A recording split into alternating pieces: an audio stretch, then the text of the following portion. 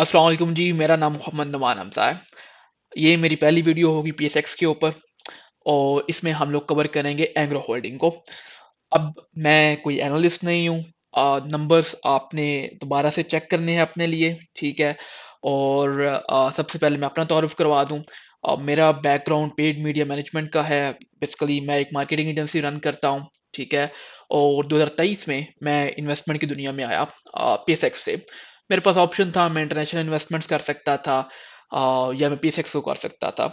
तो जब मैंने वैल्यूएशंस चेक की तो पीएसएक्स बहुत ज़्यादा डिप्रेस्ड थी। अ, अच्छी कंपनीज 2 ढाई की पी के ऊपर बिक रही थी, 3 की पी के ऊपर बिक रही थी। तो मैंने कहा इंस्टेड कि मैं इंटरनेशनल जाऊं, जो कि मेरे लिए इजी था, मैं कर सकता हूं, ठीक है। मैं पीएसएक्स में आया। फिर आईएमएफ डी रिस्टोर हुई तो काफ़ी छक्के लगे। फिर आहिस्ता आहिस्ता जो है वो इसको सीरियस लेना शुरू हुआ, रीडिंग स्टार्ट की, एफएमआर पढ़ने शुरू किए, ठीक है। बुक्स पढ़ने की, वॉरेन बफेट वेब पढ़ा, इंटेलिजेंट इन्वेस्टर पढ़ा। अभी ये इस बुक ने बहुत हेल्प की। अभी ये थोड़ी सी मेरी रहती है, ठीक है, इंटेलिजेंट सिक्योरिटी एनालिसिस, सॉरी। उसके बाद और स्टडी करना शुरू किया और इसको एक प्रॉपर काम करना शुरू किया। अब इस वीडियो में हम लोग एंग्रो होल्डिंग को डिस्कस करेंगे और मेरी इन्वेस्टमेंट पोर्टफोलियो में एंग्रो होल्डिंग है। मैंने इसमें क्यों इन्वेस्टमेंट की? फर्स्ट ऑफ ऑल मेरे पास एंग्रो है, एफएफसी है, एमईबीएल है, कोलगेट है और हिलियन है अपने पोर्टफोलियो में। टाइम टू टाइम मैं एसेट्स बाय करता हूँ फॉर ट्रेडिंग, डे ट्रेडिंग नहीं। समटाइम्स लाइक फॉर एग्जांपल मैंने लकी सीमेंट को बाय किया 1100 पे, क्योंकि बहुत ज़्यादा सस्ता बिक रहा था, उसने ऊपर जाने ही जाना था। उसको 1100 पे बाय किया। मारी को मैंने 2500 पे बाय किया था, ठीक है। फौजी फर्टिलाइजर को मैंने 160 पे बाय करना शुरू किया था, ठीक है। लेकिन अभी तक मेरे पास है। एमईबीएल भी मेरी लॉन्ग टर्म होल्डिंग में है, ठीक है। तो शेयर्स को स्टडी करना, कंपनीज को स्टडी करना, उस बेस पे इन्वेस्टमेंट करना, जो कि मेरे लिए समझ जो मुझे समझ आती है, मैं वो करता हूँ। अब एंग्रो की अगर हम लोग बात करें, अ, अगर हम लोग एंग्रो की बात करें तो एंग्रो अ, अभी जो एंग्रो होल्डिंग कंपनी है वो 100% ओन करती है एंग्रो कॉरपोरेशन को। सो अगर पहले आप एंग्रो कॉरपोरेशन के होल्डर्स थे तो उसको उसकी एक परसेंटेज पीएसएक्स के ऊपर लिस्टेड थी और दूसरी परसेंटेज डीएच कॉरपोरेशन की थी। अभी की जो कंपनी है एंग्रो होल्डिंग वो 100% ओन करती है और एंग्रो कॉरपोरेशन जो है वो डीलिस्ट हो चुकी हुई है। और अब जब आप शेयर करें बाय करेंगे एंग्रो होल्डिंग का तो ऑटोमेटिकली आप 100% ओनरशिप हासिल करें एंग्रो कॉरपोरेशन की, जो कि पहले आप नहीं थे कर रहे। अगेन मूविंग फॉरवर्ड, हम इस वीडियो में बहुत सारी चीज़ें डिस्कस करेंगे। जहाँ पे कोई करेक्शन हुई आप कमेंट सेक्शन में लाजमन करें, क्योंकि अब मैं भी इन्वेस्टिंग का स्टूडेंट हूँ। अब हम लोग नेक्स्ट आते हैं, one by one different segments को डिस्कस करना शुरू करते हैं कि क्यों जब रेवेन्यूज ऊपर जा रहे हैं तो प्रॉफिट्स नीचे क्यों आ रहे हैं। और हम लोग थ्योरेटिकली इमेजिन करेंगे कि हम लोग लेके चलेंगे एंग्रो कॉरपोरेशन का 100% प्रॉफिट, ठीक है। यानी कि हम करेंगे कि लेट्स से अगर पहले भी एंग्रो कॉरपोरेशन 100% एट्रीब्यूट कर रही होती है एंग्रो होल्डिंग को, तो फिर प्रॉफिट्स क्या होते। अब एंग्रो बहुत ज़्यादा बिज़नेस करते हैं। एंग्रो का जो सबसे मेजर बिज़नेस है वो एंग्रो फर्टिलाइज़र है, ठीक है। अब एंग्रो फर्टिलाइज़र की बात करें हम लोग, ठीक है, तो एंग्रो फर्टिलाइज़र बैकबोन रही है एंग्रो की। दूसरा जो सबसे बड़ी बैकबोन रही है एंग्रो की वो एंग्रो ईपीसीएल रही है, ठीक है। हम सबको ऐसे-ऐसे डिस्कस करेंगे। फिर एनर्जी सेक्टर रहा है, ठीक है। उसके बाद हम लोग आ जाते हैं इनके टर्मिनल्स और स्टोरेजेस को। और अब जो कि इनका सबसे इंटरेस्टिंग सेगमेंट है टावर्स का, तो वो नेक्स्ट होगा। तो एंग्रो फर्टिलाइजर, ईपीसीएल और एनर्जी, ये और चौथे नंबर पे मैं कह दूंगा इनके टर्मिनल्स और केमिकल्स वाला, ठीक है। तो ये इनके मेन बिजनेसेस रहे हैं और नॉर्मली हम इनको डिस्कस करेंगे और फिर हम लोग टॉवर्स को डिस्कस करेंगे कैसे फ्यूचर अनलॉक करेगा वो, और थोड़ा सा फूड को डिस्कस कर लेंगे। अब एंग्रो फर्टिलाइजर की बात करते हैं। उससे पहले एंग्रो का शेयर 275 से 175 पे आया। I think this is due to a lot of reasons. First of all Engro ने डिविडेंड देना बंद कर दिया। उन्होंने जी अपनी रिपोर्ट में कहा कि शायद हम लोग डिविडेंड रोक लें। तो लोग जो एंग्रो बाय करते थे डिविडेंड के लिए, उन्होंने उस लिहाज से भी सेल कर दिया। दूसरा जो एंग्रो की फर्स्ट क्वार्टरली रिजल्ट आई, एंग्रो फर्टिलाइजर जो कि मेजर कंट्रीब्यूशन करता है एंग्रो होल्डिंग्स में, ठीक है, एंग्रो कॉर्पोरेशन में, उसके रिजल्ट्स डाउन थे। क्यों? एग्रो फर्टिलाइजर जो है, फर्टिलाइजर अभी डिप्रेस्ड चल रहा है। और एग्रो फर्टिलाइजर मेजर पोर्शन, अगर आप पिछले साल के प्रॉफिट आफ्टर टैक्स देखें तो उसमें ही उसका ही था। तो अभी फर्टिलाइजर की सेल्स डाउन है।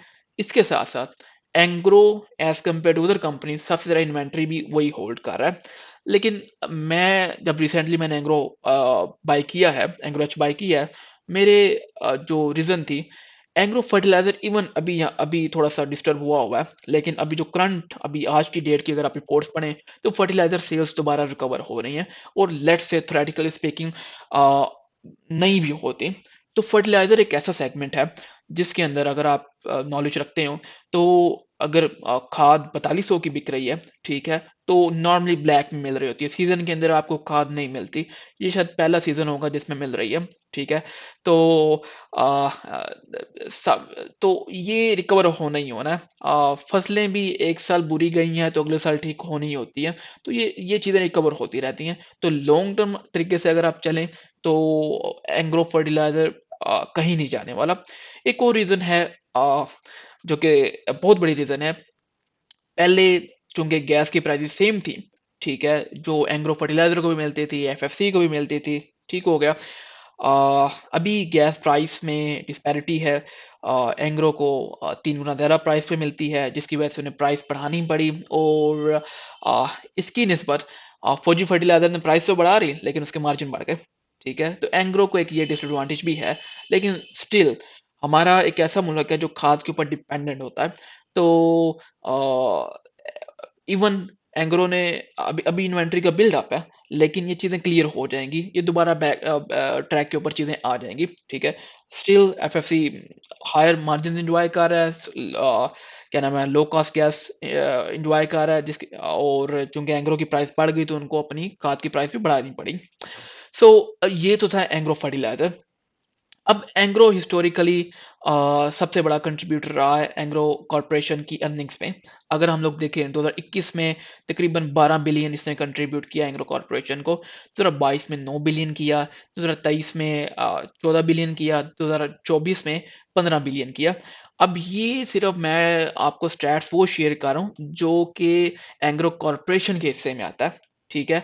ओवरऑल एंग्रो फर्टिलाइजर के जो सेल्स या प्रॉफिट आफ्टर टैक्स फिगर्स हैं वो डिफरेंट है। अब हम लोग दूसरी साइड पे आ जाते हैं कि Engro corporation as a corporation क्यों सफर कर रही है। अब हम लोग अगर 2021 की बात लें, ठीक है, और रेवेन्यूज बढ़ते जा रहे हैं। 2021 की बात करें तो 2021 में रफली ईपीसीएल ने 15 बिलियन का प्रॉफिट जनरेट किया, जिसमें एंग्रो कॉरपोरेशन का हिस्सा बनता है 8.5 बिलियन। उसी साल में एंग्रो फर्टिलाइजर ने 11 बिलियन का किया। अब इसको एक चीज समझिएगा, एंग्रो फर्टिलाइजर का रही है 11 बिलियन, ईपीसीएल का रही है 8 बिलियन। सो उसके बाद एंग्रो का जो एनर्जी का सेगमेंट है उसने भी 10 बिलियन किया।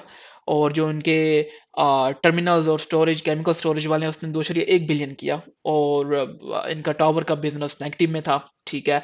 सो सबसे बड़ा कंट्रीब्यूशन आया एंग्रो फर्टिलाइजर से, फिर एनर्जी से, और एक बहुत बड़ा पोर्शन आया एंग्रो ईपीसीएल से, ठीक है। ईपीसीएल का शेयर उसके बाद कुछ 100 रुपए का था, कुछ 16 रुपए का उन्होंने डिविडेंड भी अनाउंस किया। अब फास्ट फॉरवर्ड हम आ जाते हैं 2024 पे, ठीक है। 2024 में एंग्रो फर्टिलाइजर का प्रॉफिट है 16 बिलियन का, जो कि एंग्रो कॉर्पोरेशन को जाएगा from 12 billion, 11.9 billion in 2021 to, अब एंग्रो ईपीसीएल में आते हैं तो उसका आ गया जी from 8.5 billion profit to Engro Corporation in 2021 to negative. EPCL 2024 में घाटे में था, ठीक है। तो आप इमेजिन करें, क्योंकि एंग्रो कॉर्पोरेशन तो एक कंपनी है जो होल्ड कर रही है, उसको नीचे से डिविडेंड्स आने हैं। तो जब ऊपर डिविडेंड्स आने ही कुछ चीज़ों के बंद हो जाने हैं तो वो कैसे आएंगे। फिर हम लोग आते हैं दूसरी चीज़ के ऊपर। अगर हम 2021 और 2024 का कंपैरिजन करें, इनका जो एनर्जी पोर्टफोलियो था इन्होंने फॉर सेल लगाया हुआ था। अब इसमें कुछ ऐसी चीज़ें हैं जो स्टिल मैं अभी 3-4 दिन लगा के इसको समझने की कोशिश की है हर रिपोर्ट को, लेकिन कुछ चीज़ें अभी भी मेरी समझ में उस तरीके से नहीं आई। अब एंग्रो एनर्जी का जो रेवेन्यू था 2021 में वो 10 बिलियन था। 2024 में आ गया जो एंग्रो का पोर्शन था 1.4। अब थ्योरेटिकली तो कैश आ रही थी, लेकिन क्योंकि इन्होंने इसे फॉर सेल लगा दिया था, तो जो भी प्रॉफिट आएगा वो काउंट नहीं होगा। और इसी के साथ साथ अकाउंटिंग वन ऑफ जो थे, ठीक है, उससे भी प्रॉफिट वन टाइम जो है वो भी राइट ऑफ हुए। अब ये पोर्शन इसके ऊपर आप कमेंट कर सकते हैं। इसके ऊपर अभी मुझे फुल अंडरस्टैंडिंग नहीं है। कोई बंदा अकाउंटिंग के बैकग्राउंड का हो तो इसको हाईलाइट कर सकता है। तो 15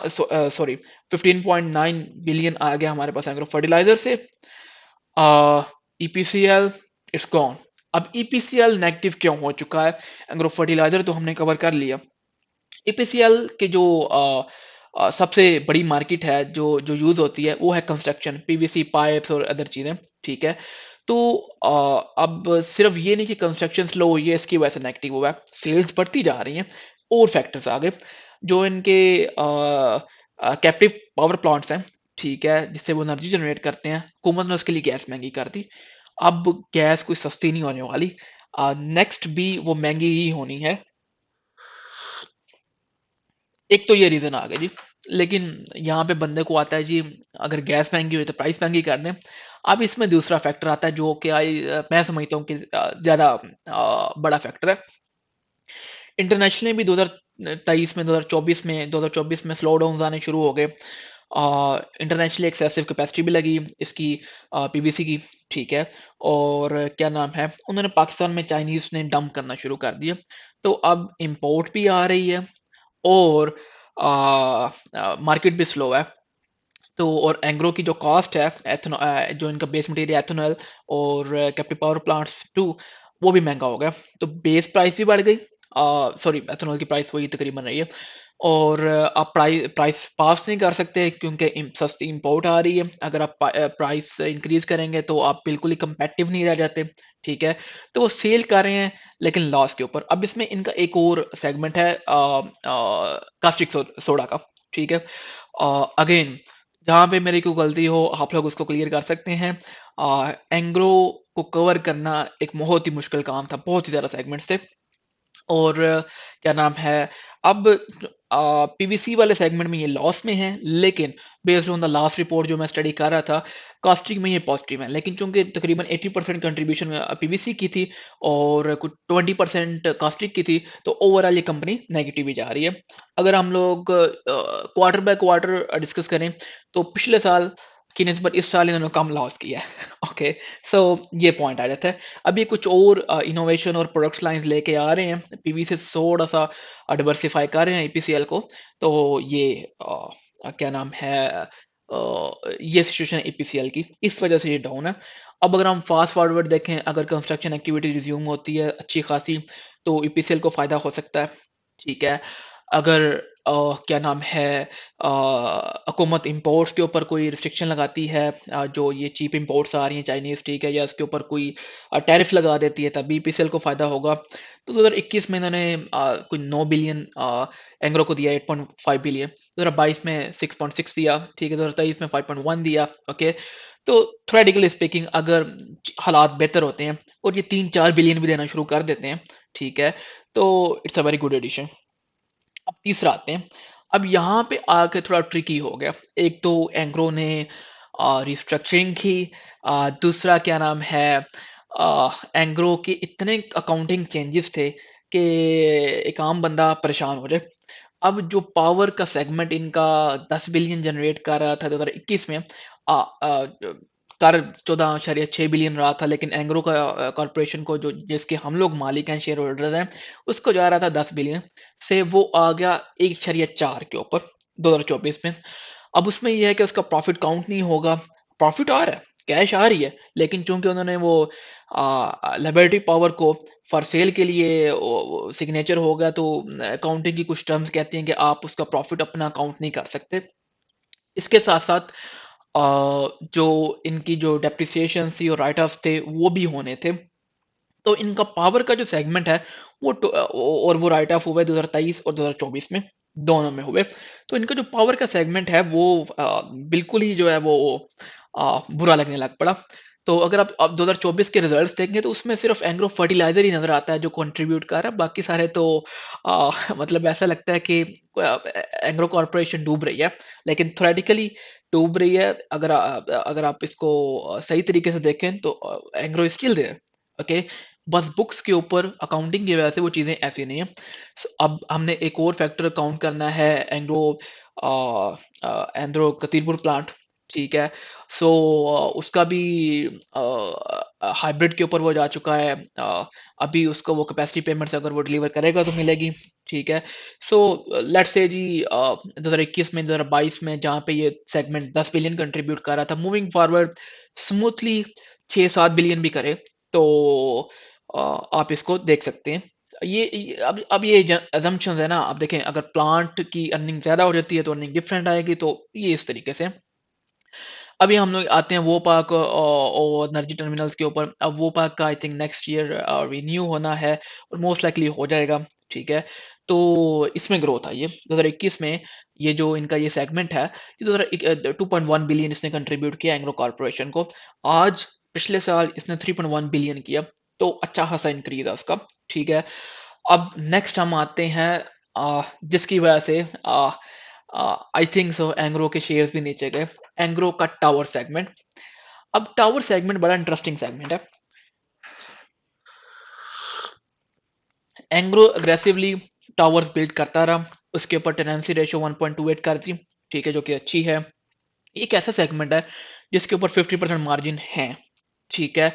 और अगर इमेजिन करें 1.28 से ये चले जाएं 4 के ऊपर, 5 के ऊपर या 2 के ऊपर, बेस कॉस्ट तो वही है, ऊपर जस्ट रेंट आप डिफरेंट कर रहे हैं। तो ये सेगमेंट पैसे छापने वाली मशीन है अगर ये एग्जीक्यूट सही हो गया। अब 4000 टावर तकरीबन एंग्रो के अपने थे, इन्होंने खुद लगाए, ठीक है। हर साल ये ऐड करते रहे और इस सेगमेंट से इस साल तकरीबन ये 0.5 बिलियन इन्होंने निकाला है, ठीक है, जो कि एंग्रो को गया है। अब इसके बाद इन्होंने 10,000 टावर जैज से ले लिए, ठीक है। अब जैज से टावर लिए तो जैज को भी पेमेंट करनी थी और तकरीबन आई थिंक सॉरी 375 और 350 मिलियन डॉलर उसका लोन भी था। तो एंग्रो ने कहा चूंकि हमने नई एक्सपेंशन की है इसलिए हम लोग अभी पे आउट्स रोक रहे हैं, जो कि अच्छी चीज़ है। एंग्रो की अगर हम लोग लॉन्ग टर्म डेप्थ देखें तो बढ़ता जा रहा है, तो और ये डिविडेंड्स भी देते जा रहे हैं, तो I think it's good for future. तो अभी अगर हम लोग डिफरेंट रिसर्च हाउसेज और वैसे हम लोग देखें, ठीक है, तो एक्सपेक्टेडली अगले से 3 से 5 साल में रफली 4 साल या 5 साल आप लगा लें, तो ये सेगमेंट 10 से 12 बिलियन एंग्रो के प्रॉफिट्स में ऐड करेगा। ओके, तो ये सारी assumptions हैं। ओके, अगर हम लोग इसको थोड़ा सा कैलकुलेट करें, let's say ji fertiliser same रहेगा, ठीक है।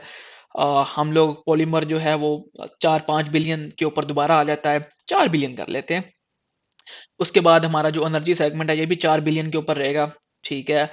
टावर सेगमेंट हमारा, अब ये आपने देखना है, एनर्जी सेगमेंट स्टिल देयर क्योंकि वो सेल नहीं हुआ, वो दोबारा शो अप होना शुरू हो जाएगा बुक्स में, ठीक है। ईपीसीएल की कंट्रीब्यूशन आनी शुरू हो जाएगी तो वो एक मेजर पोर्शन आना शुरू हो जाएगा। और जो एक्सपेक्टेशंस है फर्टिलाइजर के बाद टावर का बिजनेस एक इनका ऐसा होगा जो कि एवरग्रीन होगा, ठीक है। तो ये इनके दो मजबूत हाथ हो जाएंगे। और एनर्जी तो है ही है, अगर सेल हो गया तब भी अच्छा है, ना हुआ तो प्रॉफिट्स तो आ रहे हैं और इसमें भी एक्सपेंशन कर रहे हैं माइनिंग में। तो क्या नाम है, अगर हम 12 इस तरह करते हैं और जो इनका फूड का बिजनेस है, ठीक है, जिसमें एंग्रो जो है वो 39% की पार्टनर है, उसमें भी प्रोग्रेस हुई है। अब एंग्रो का सबसे अच्छा बिजनेस मुझे ये लगता है, not as a share holder but क्या नाम है, as a consumer. I don't think milk में कोई इनके साथ मुकाबले में है। इन जो जिस फ्लेवर से जितने फ्लेवर्स में ये दूध को ला रहे हैं, ओलपर्स मार्केट लीडर है। ओमर आई थिंक नीचे गया है काफ़ी ज़्यादा, ठीक है। सो बट ये सेगमेंट भी ग्रो कर रहा है। पिछले सालों की निस्बत 2022 की बात करें तो 1 बिलियन का तकरीबन इसने प्रॉफिट दिया एंग्रो को, तो इस साल दोबारा 1 बिलियन दे दिया। 2023 में ये डाउन गया, ठीक है। तो रफली एस्टिमेटेड अगर हम लोग लें 16 बिलियन जो है वो फर्टिलाइजर का है, कुछ 4 बिलियन आप एंग्रो क्या नाम है ईपीसीएल का लें, ठीक है, कुछ 7 बिलियन 8 बिलियन जो है हमारा पावर से आता रहे, ठीक है जी, 12 बिलियन 10 से 12 बिलियन हमारा जो है वो आ जाएगा आपसे टावर का अगले 4 साल में। और इनके दूसरे बिजनेसेस भी हैं, ठीक है। तो रफली ये अगर हम लोग कैलकुलेट करें तो तकरीबन 40 बिलियन जो है वो अगले 4 से 5 साल में इनका प्रॉफिट कहीं भी नहीं जाता। और ये हम लोग बड़ा कंजर्वेटिव होके इसको डिस्कस कर रहे हैं। आज की मेरी होल्ड मैंने तो 171 के ऊपर मेरा एवरेज है, ठीक है। मैंने तो तब अच्छा खासा लोड कर लिया था। स्टिल जैसे जैसे ओवर आता जा रहा है मैं लोड करता जा रहा हूँ। तो अगर आपका 40 बिलियन रेवेन्यू है, प्रॉफिट है सॉरी, ओके, और आपकी आज की शेयर प्राइस 200 है, ओके जी। So let's say theoretically speaking, अब हालात अच्छे हों बुरे हों तो ये सारी चीज़ें चेंज हो सकती हैं। लेकिन एक चीज़ श्योर है, टावर का बिजनेस सेकंड इनका पिलर जो है सबसे वो हो जाएगा आफ्टर फर्टिलाइजर, ठीक है। तो अगर हम लोग इस प्राइस के ऊपर आज 200 की प्राइस है एंग्रो होल्डिंग की, और इस कंजर्वेटिव एनालिसिस या इसको हम लोग लेके चलें, ठीक है, तो आज से 4 साल बाद आज की प्राइस के ऊपर एंग्रो की जो है वो पी रेशियो तकरीबन 6 होगी, ठीक है। और एंग्रो नॉर्मली 8-10 के ऊपर ट्रेड करता है, ठीक है। और हमारी ओवरऑल मार्केट की वैल्यूएशंस भी बढ़ रही हैं। So there is no reason कि यहाँ से ये शेयर जो है हमें डबल रिटर्न या कम से कम जो है 70-80% रिटर्न ना दे। अगेन इन्वेस्टमेंट में कुछ भी चीज़ें चेंज हो जाती हैं और बहुत सारी चीज़ें फैक्टर इन मतलब हमारे मुल्क का कुछ पता भी नहीं चलता। लेकिन अभी की अगर हम लोग प्राइस की बात करें, स्टिल एंग्रो जो है वो एक अच्छा बाय है और डिवर्सिफाइड है, अच्छी मैनेजमेंट है। तो ये सारी चीज़ें अगर हम लोग नोट डाउन करें और इन अकाउंटिंग चेंजेस को भी हम लोग कवर करें, ठीक है, और ईपीसीएल की जैसे रिकवरी होती है और नेक्स्ट हम लोग टावर बिजनेस का पोटेंशियल देखें, तो फ्यूचर ब्राइट लगता है। अभी ये कंपनी थोड़ी डाउनफॉल में है, नेक्स्ट इंशाल्लाह बेहतर हो जाएगी, ठीक है। लेकिन मेन चीज़ ये आती है कि एज अ इन्वेस्टर आप अभी जिस प्राइस के ऊपर बाय कर रहे हैं, क्या वो जस्टिफाई होती है? लेट्स से ये सारी हमारी हम लोग क्या नाम है शेयर प्राइस नहीं भी इंक्रीज होती और बिजनेस बहुत ज़्यादा अच्छा नहीं भी जाता, तो क्या जो भी करंट प्राइस प्राइस है, क्या ये जस्टिफाइड है या नहीं? मेरे नज़दीक है। अगर ये ना भी बढ़े तो मेरी इन्वेस्टमेंट को लॉस नहीं होगा, ठीक है। तो ये भी एक मेरा क्राइटेरिया है। उम्मीद है मैं आप सबको थोड़ा बहुत इससे सीखने को मिला होगा। इसमें नंबर्स को लाजमन आप रीचेक करें और कमेंट्स में बताएं भी, और ताकि हम सब लोग मिलकर इसको सीखें और आगे बढ़ें। अस्सलाम वालेकुम।